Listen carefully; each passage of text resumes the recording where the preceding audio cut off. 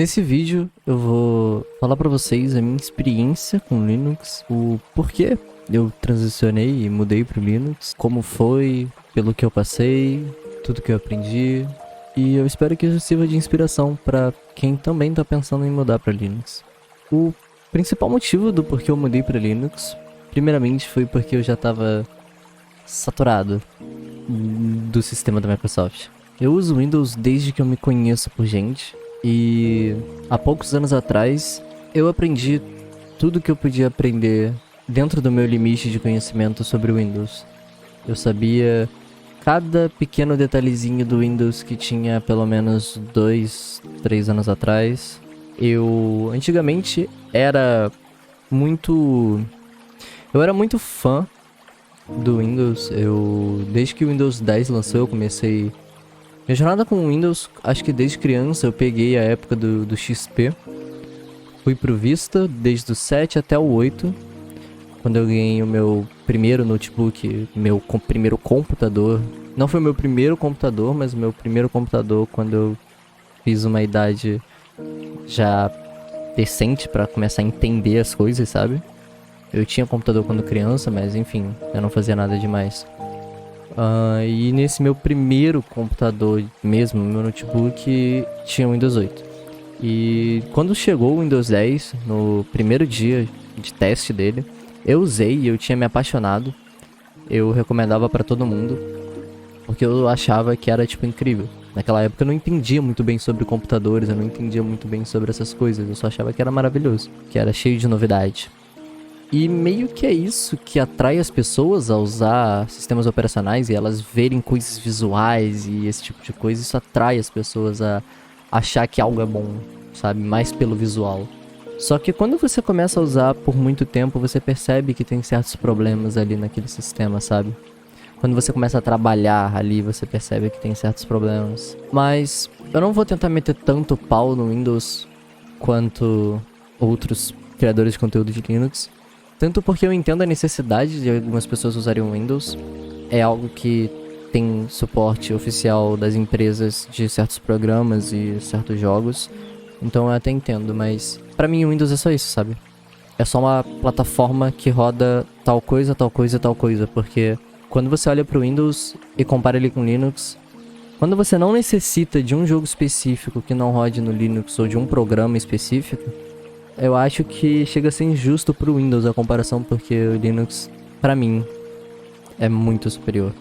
Eu podia te dar milhares de motivos do porquê, mas isso pode ser pra outro vídeo. Eu tô mais pra falar da minha própria experiência. Então, continuando, quando eu aprendi um pouco mais sobre como as coisas funcionam, quando eu comecei a me interessar por um pouquinho de programação e hacking e essas coisas, eu comecei a aprender um pouco mais sobre segurança na internet. Eu comecei a aprender muito mais sobre como computadores realmente funcionam. E quanto mais tempo eu passava no Windows, parecia que eu tava perdendo mais tempo. E eu fui descobrir um pouco depois de bastante tempo, o que era open source, né? O que era código aberto, o que era free software, que é o software livre. Não é free de grátis, é free de freedom, de liberdade. E eu comecei a entender um pouco as grandes diferenças entre Linux e Windows. E pra quem não sabe, o Windows ele tem o código fechado, ele é proprietário. Então você não pode ver o que o seu computador tá realmente fazendo. Você tem que basicamente confiar que a Microsoft não tá fazendo nada de errado com as informações que o Windows te dá. E só um fato curioso, o Windows tem keylogger, então eles sabem exatamente a ordem das teclas que você tá digitando no teu computador, sabe? Então você basicamente tem que confiar que a Microsoft não tá vendendo seus dados. Mas, enfim.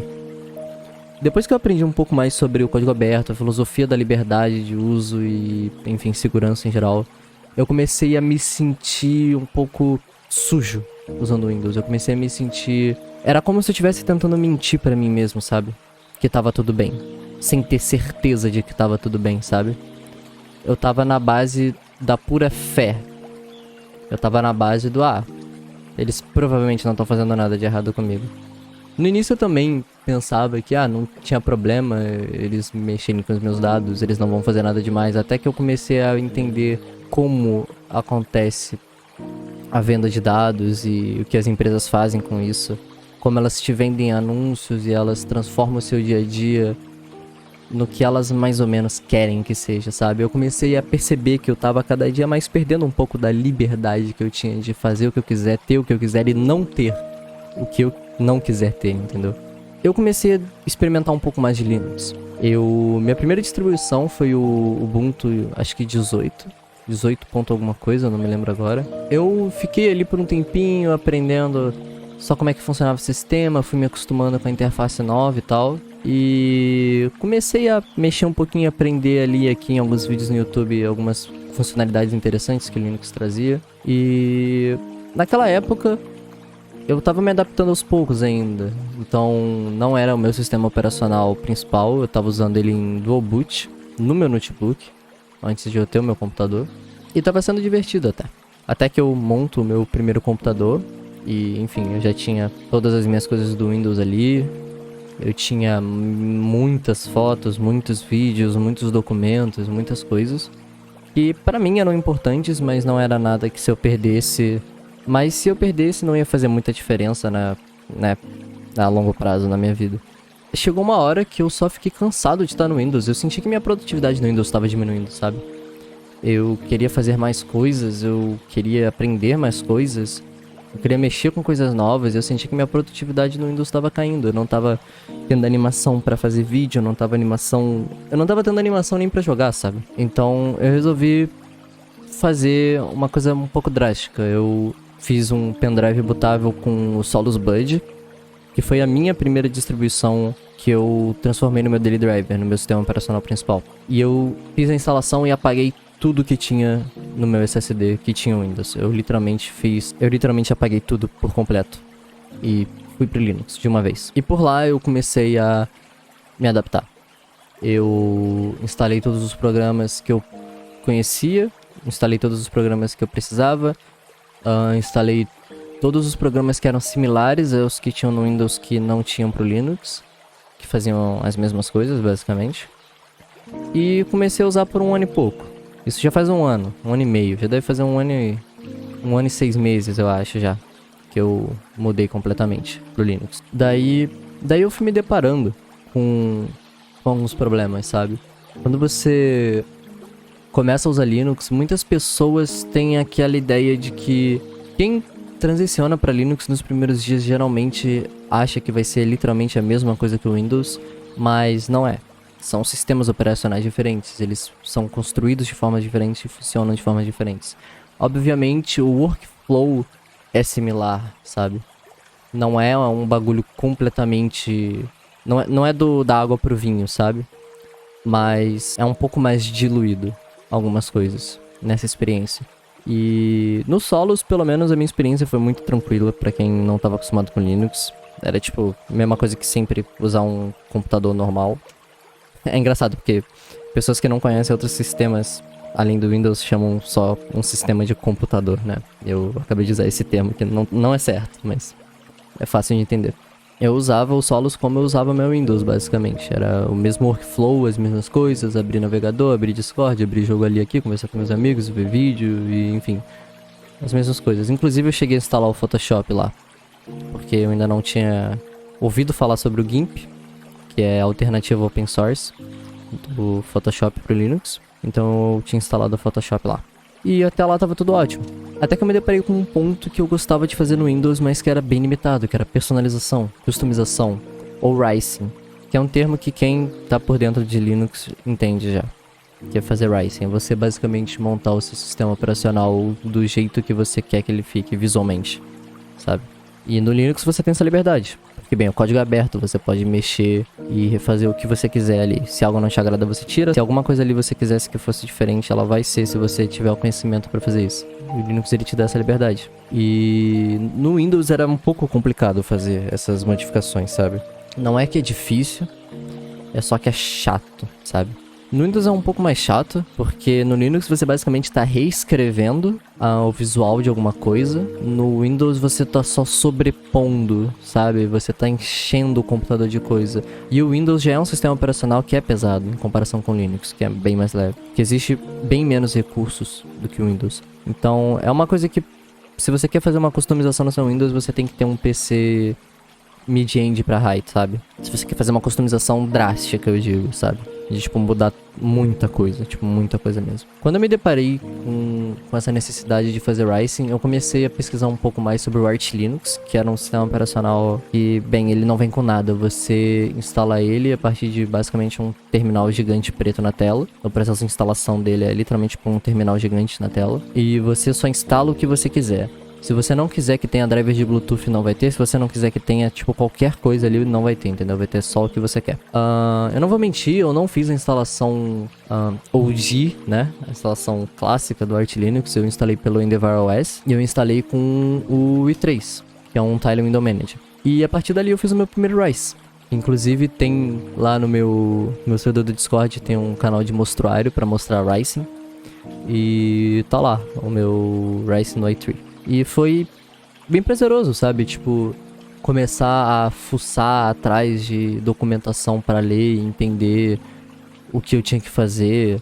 Abrir arquivo de configuração em linguagem de programação que eu nem entendia. E aí descobrindo o que mudava se eu tirasse um valor ali e aqui, sabe? É bem divertido. E quando você vê o seu projeto finalizado, você fica orgulhoso, sabe? É aconchegante.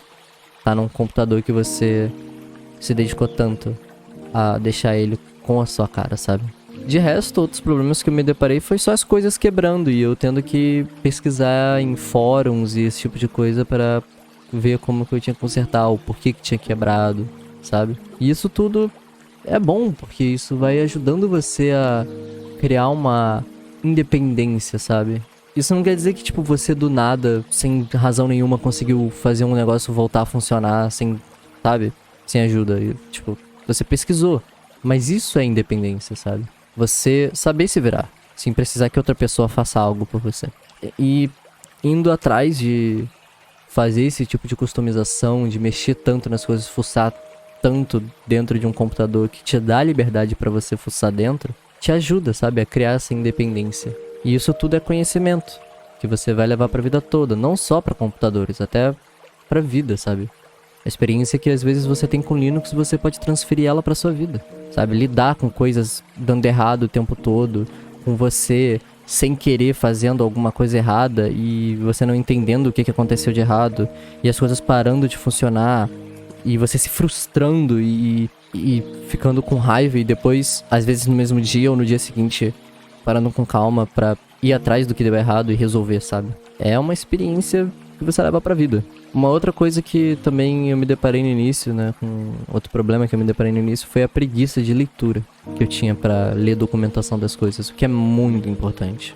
É muito importante, porque tudo que é feito e criado pra ser usado, pra ser modificado, vai vir com um manual, bem, pelo menos a maioria das coisas. Mas vai vir com um manual, sabe?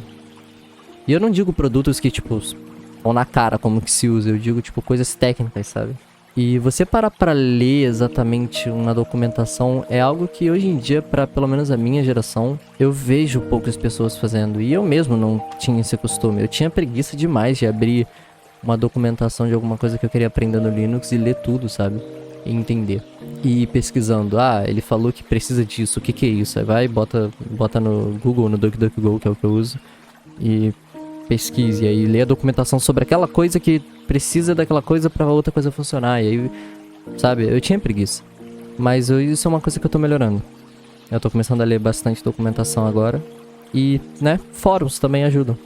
E às vezes a documentação tá sendo explicada num fórum de um jeito mais simples de entender pra quem não tem tanto conhecimento técnico. Pesquisar as coisas em alguns fóruns às vezes ajuda você a entender. Tem pessoas explicando exatamente as coisas de uma forma mais didática. Hoje em dia ainda falta muita coisa para eu aprender sobre Linux. Eu ainda não aprendi sobre Emacs, eu ainda tô tentando me acostumar com o NeoVim, que é um editor de texto pelo terminal. Ainda tem muita coisa a mais no terminal que eu preciso aprender, sabe? Eu sei algumas coisas que aceleram o meu processo, pelo terminal, que é gostoso de usar. Eu vou te dizer, depois que você aprende alguns comandos do terminal e o que significa cada coisa e como utilizar, é gostoso usar as coisas pelo terminal. Sério mesmo. Mas ainda falta muita coisa pra eu aprender. Eu ainda preciso de muito mais conhecimento técnico, eu preciso perder o medo de sair fuçando nas coisas. Às vezes eu tenho medo de fuçar demais e quebrar as coisas, o que eu não posso ter. É uma limitação você deixar esse medo de consumir. Não só no Linux, tipo, como eu dei o exemplo de que Linux às vezes serve como filosofia de vida, também na vida. Você não pode ter medo de tentar experienciar coisas novas, sabe? Você tem que se dar a própria liberdade de experimentar coisas novas e deixar que as coisas deem errado. E aprender com os erros, sabe? E eu também preciso ter menos preguiça de ler documentações. Porque às vezes, lendo uma documentação, pegando meia hora ali, 1 hora pra ler uma documentação, isso evita que eu tenha escassez de conhecimento e que essa escassez de conhecimento gere algum problema no futuro. Bem, hoje em dia eu uso o Linux como meu sistema principal. Eu não vou mentir, eu tenho o Windows instalado em um HD não externo, mas um outro HD que eu não tava usando pra nada aqui no meu computador. Eu só entro lá pra abrir, tipo, 2 jogos e abrir live na Twitch jogando. É literalmente só pra isso, eu não faço mais nada lá. Então o meu Windows virou meio que um console. De resto, eu faço tudo no Linux. Eu tento usar o máximo de programas open source que eu posso. E o máximo de programas que respeitam a filosofia do free software também. Infelizmente, nem tudo eu consigo deixar pra trás, por questão de demanda de algumas coisas. Mas eu tô tentando me envolver mais. Eu acho que Linux é uma jornada que, se você se dá o mínimo esforço pra começar e continuar, é uma jornada que vai te ensinar muita coisa, cara. Bem, essa foi a minha experiência com Linux e aonde eu tô hoje. Eu espero que você tenha gostado desse vídeo. A gente se vê no próximo.